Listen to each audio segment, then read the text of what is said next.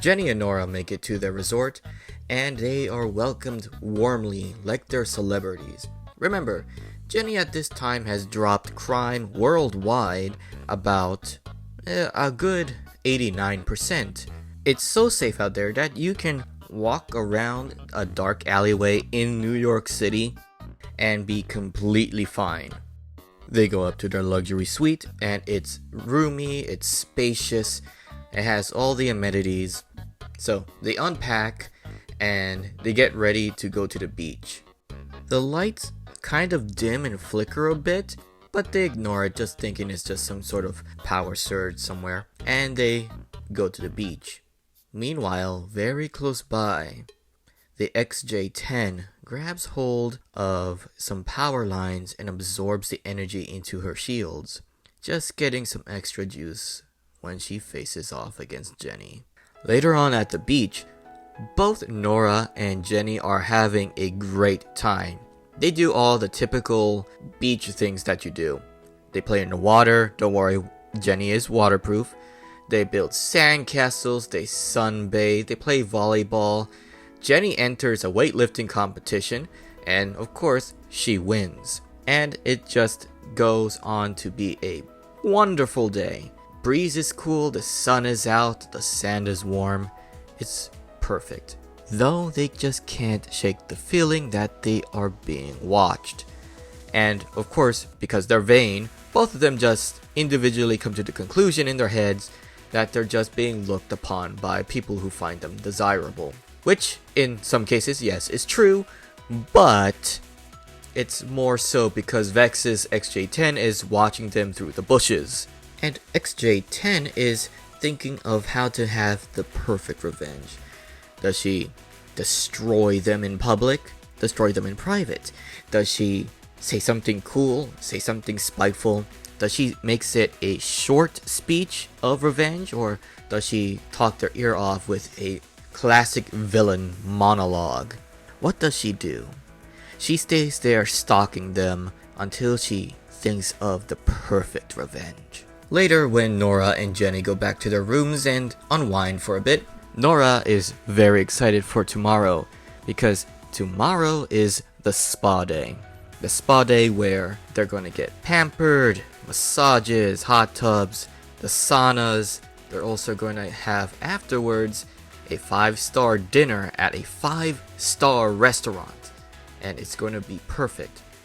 Jenny smiles and nods, but quite frankly, as fun as she's having, she had some reservations about this vacation, because this vacation includes pampering that she can't feel. She has touch receptors, very basic ones, but she's not going to feel a deep tissue massage.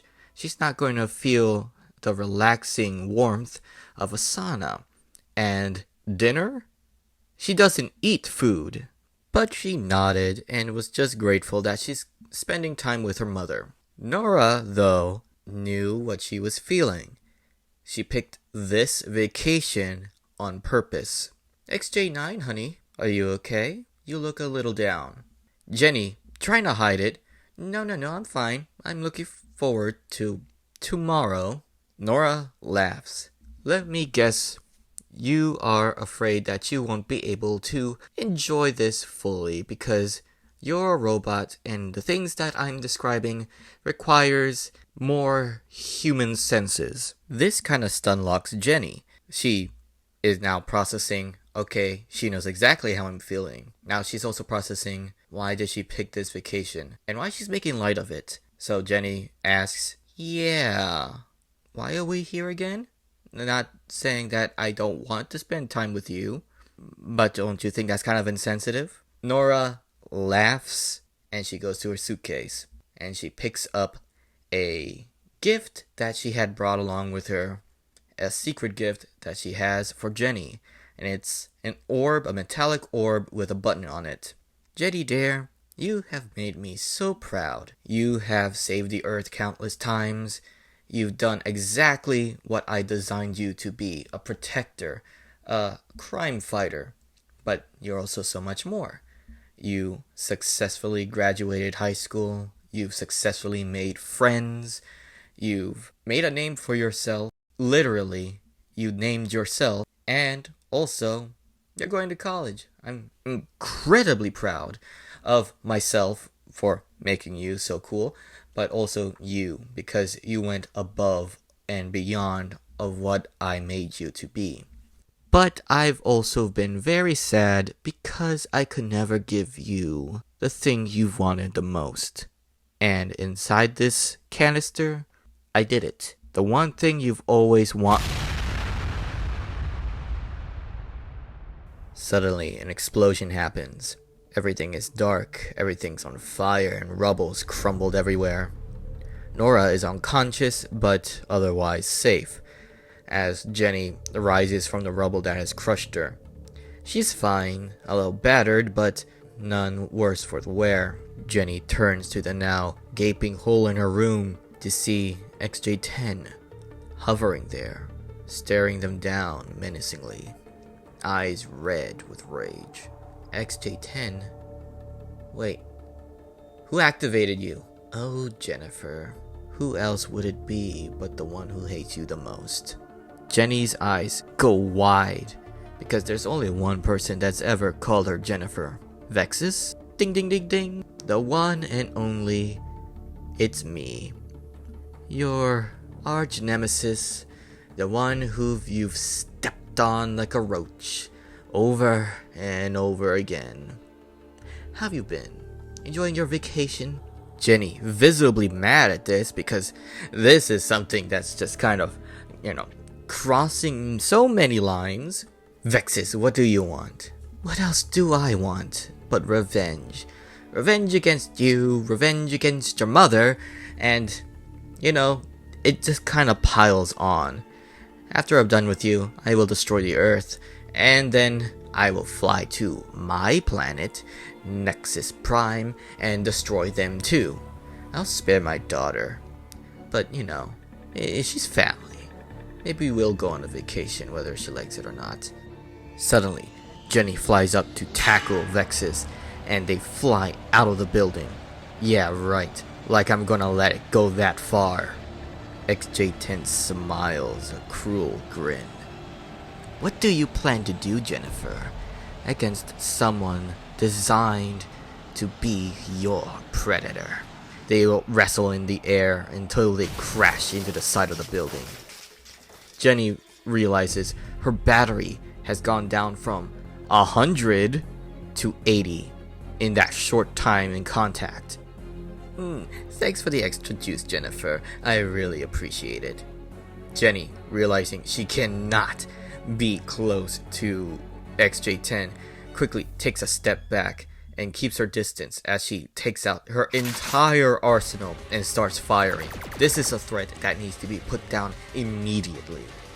She fires every energy blaster she has, but that actually fuels XJ-10. XJ-10's shield is now stronger, and now she's blasting back. Jenny quickly dodges and realizes, okay, energy weapons is not a good idea. So she quickly changes to projectiles, which is, of course, bullets, rockets, and missiles. They don't work because now her shield is absorbing the kinetic energy and the explosive energy, and it's now even more indestructible. Jenny, frustrated by her mother's ingenuity, starts picking up rubble, furniture, anything heavy, and starts throwing them with ferocious intent. And again, the kinetic energy is being absorbed, and XJ-10 just stands there with a smug smile. "Oh, Jennifer, you're throwing a tantrum, how cute." XJ-10, with a grin, blasts this Kamehameha-like beam at Jenny, and Jenny gets blown back. The explosion lights up the night. Jenny stands up from the ashes. Molten metal drips from her as one arm is missing, and side of her face is damaged. Her internal computer is going off the rails with alerts as internal systems are failing. But Jenny stands, because this is a situation that's not just going to affect her. Because if she falls, her mother falls, the world falls. This is something she cannot slack off on. She squares off with XJ-10 as XJ-10 stands there with a smug expression, her hand on her hip, just looking down at this roach she's about to step on. Jenny puts all her horsepower into her motors and tackles XJ-10, because this time her plan of attack is ragdoll XJ-10 until something inside dislodges. And ragdoll she does, just like her mother said. Jenny is still far more powerful. With one arm she rams XJ-10 through walls, slams her on the floor, stomps on her, and XJ-10 can't really do anything because, yeah, she's not as strong as XJ-9 and she's struggling. But that shield is protecting her from superficial damage at least. But every moment of contact with XJ-10 drains Jenny's battery. So from 80 something percent has just dropped down to 50. But Jenny doesn't care. She's giving it her all. The sound of scratching metal, the sound of pounding iron. Every blow that Vexus does in self-defense at this point melts off a piece of Jenny. Every time Jenny throws a punch, Vexus gets thrown through multiple walls. This is a clash for the ages. I will not let you win, Jennifer. You've taken so much from me. And then Jenny replies, you lost all of that yourself. It's not my fault that I was better. You can feel the spite off of both of them. Jenny takes out her buzzsaws and does everything she can, but that shield is unbreakable. Now she's at 20% battery. At this point, the resort is in rubble as these two clash. 10% battery. Jenny, you're not going to win this. Why prolong the inevitable? 5% battery. Because I'm not you. Because I have multiple, actually valid things to fight for, you monster. 3%. 2%. 1%. 0. Dead battery. Please recharge. XJ-10 sighs in relief. Checks herself over. She's fine. That shield did its job. Looks at Jenny and said, you know, it's kind of anticlimactic, but that was a final send-off to you, my nemesis. It was a pleasure to dance. And with that, she blasts Jenny with another Kamehameha-like blast. And when the light clears and the smoke settles, there's nothing left but molten slag. A puddle of what was Earth's greatest protector. Standing in victory, XJ-10 wins. To be continued.